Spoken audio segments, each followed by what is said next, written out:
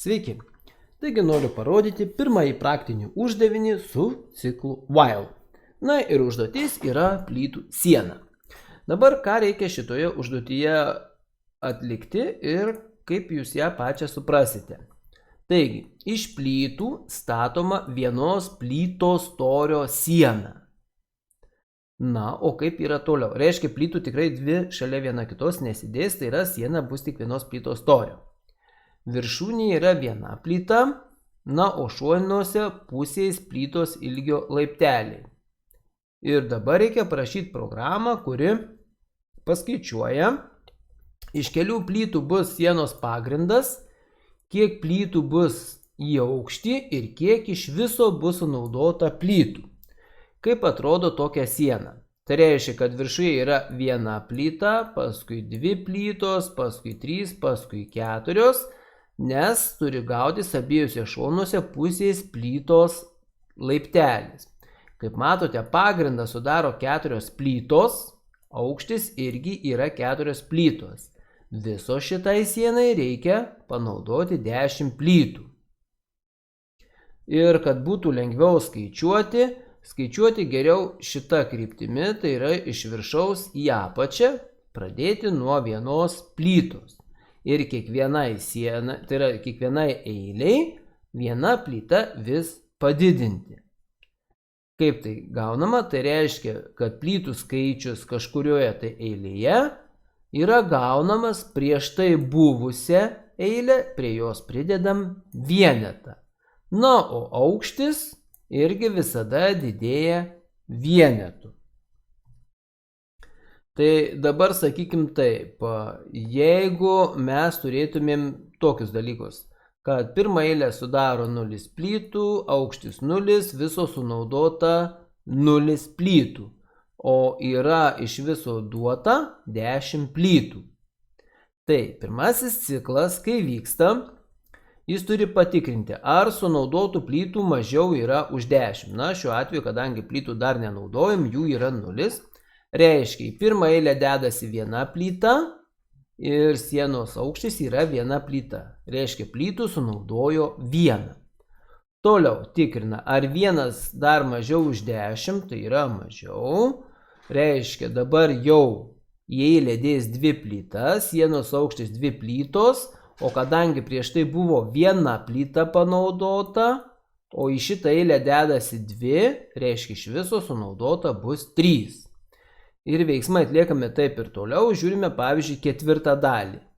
Jau į eilę dedasi 4 plytos, aukštis yra 4, kadangi prieš tai jau buvo 6 sunaudotos, pridedam 4, gaunam 10. Ir toliau tikrinam, ar 10 dar mažiau už 10, reiškia tai yra netiesa, melas, todėl veiksmai jau nebeatliekami ir mes gauname atsakymą. Gerai, kaipgi dabar šitą užduotį reikėtų atlikti? Tuoj aš tada čia viską susijungsiu ir parodysiu, kaip šita užduotis yra atliekama. Pirmiausiai, mums reikia susikurti kintamuosius. Dabar kokie tai bus kintamieji? O kintamieji geriausiai, na, aišku, galima po vieną raidę naudoti, bet galima naudoti ir ilgesnius kintamųjų vardus, tam, kad būtų aiškiau, kiek ten plytų sunaudota ar panašiai. Tai, sakykim taip, kintamasis bus plytos, kas reiškia ką? Kiek duota plytų. Tai plytos bus kiek duota plytų. Toliau, eilė kintamasis. Tai bus čia kiek plytų yra eilėje.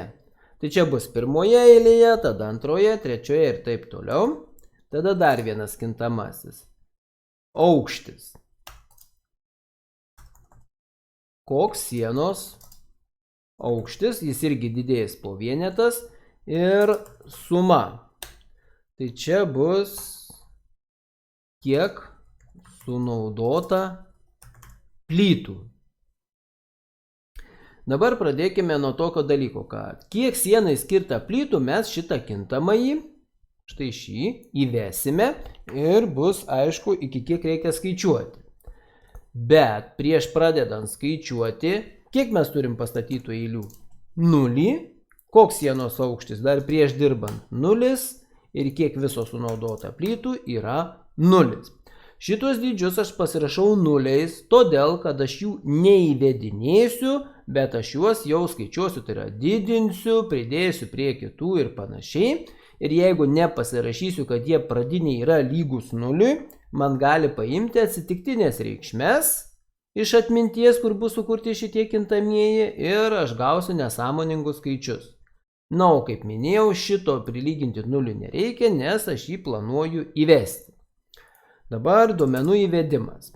Kad nebūtų tokio varianto, jog tiesiog pasileidžia programa ir neaišku, ką čia rašyti, rašome sakinį cout ir spausdinimo operatorius, reiškia, aš spausdinsiu į ekraną, primenu, cout reiškia, kad vyks spausdinimas į ekraną, o spausdina štai šitie operatoriai.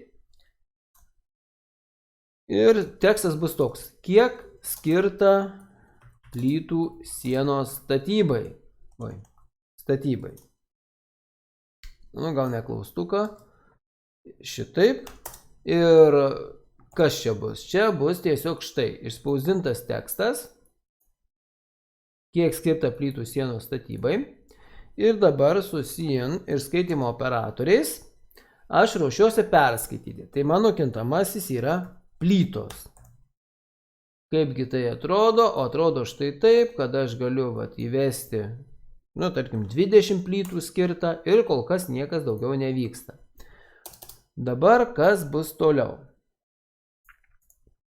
Toliau reikia pradėti skaičiuoti. Bet galime pasitikrinti, kokio dydžio yra pradiniai kintamieji. Tai aš su sakiniais, pavyzdžiui, spausdinimo, galiu išsispausdinti tokius dalykus, kaip sienos pagrindo ilgis. Ir jis bus eilė. Tai man išspausdins tekstą sienos pagrindo ilgis ir išspausdins, kiek toje eilėje yra. Tai šiuo atveju tai yra 0. Tada išspausdins tekstą sienos aukštis. Ir aišku, tai bus kintamasis aukštis. Ir dar turėtų išspausdinti ką? Sunaudotos plytos. Ir išspausdinu kintamąjį sumą. Tai yra, kiek iš viso sunaudota plytų. Gerai, tai dabar paleidžiu programą. Taip, įvedu, tarkim, 20, man rašo, kad sienos pagrindo ilgis 0, sienos aukštis 0, sunaudota plytų 0. Nes aš dar nepradėjau nieko skaičiuoti. Na, o dabar kaip reikėtų veiksmus atlikti. Tai kol kas čia, kaip matėte, spausdina 0, kas yra labai tvarkingai.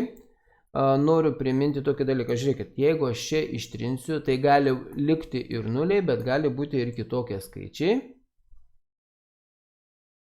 Tuoj, minutėlė, štai, žiūrėkit, įvedu 20, čia liko 0, aukštis 16, sunaudotos plytos 0. Aš dėl to ir sakau, kad reikia šituos 3 kintamosius paversti iš karto 0, kad nebūtų tokių problemų, tai yra atsitiktinių skaičių. Na ir dabar aš noriu paskaičiuoti, kiekgi bus sunaudota plytų šitai sienai ir kas tai bus per sieną. Taigi, sakau tai, kol suma, tai yra sunaudotos plytos, yra mažiau už plytos, tai ką reikia daryti? Galvojam tiesiog apie pirmą eilę. Kiek į pirmą eilę dėsim dabar plytų? Jeigu ten buvo 0 plytų, dėsim vieną plytą daugiau. Reiškia, eilė yra lygu eilė plus 1. Tai šitoje eilėje atsiranda viena plyta. Daugiau negu buvusio eilėje. Reiškia, buvo 0, dabar bus viena plyta. Oi, atsiprašau. Toliau. Koks bus aukštis? Aukštis yra lygu prieš tai buvęs aukštis plus 1. Na ir kiek iš viso yra sunaudota plytų? Tai yra suma, lygu suma ir šitos eilės plytos. Tai bus plus eilė. Nu čia labai atsiprašau, kas čia man užėjo. Gerai, žodžiu taip, šitoje eilėje bus plytų viena daugiau negu buvusi eilė ir prie bendros sumos dėsis taip. Buvusi suma plus visa šita eilė. Tai gali būti viena, tai gali būti dvi, tai gali būti 3 plytos. Na ir dabar programą bandau paleisti. Sakykime, aš įrašysiu kiek? Įrašysiu 10.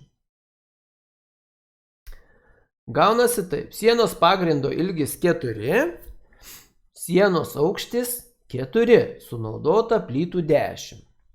Tai čia galime remtis, tai parodau štai šitą skaidrę, yra šiuo paveiksliuku. Oi, peršokau man truputėlį. Jeigu yra 10 plytų, tai yra 1 plyta, 2, 3 ir 4, reiškia aukštis 4 plytos, paskutinė eilė irgi 4 plytos, o viso sunaudota yra 10 plytų.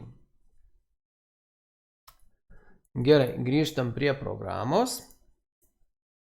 Tai tenais, jeigu ką, pasitikrinkit pagal lentelę,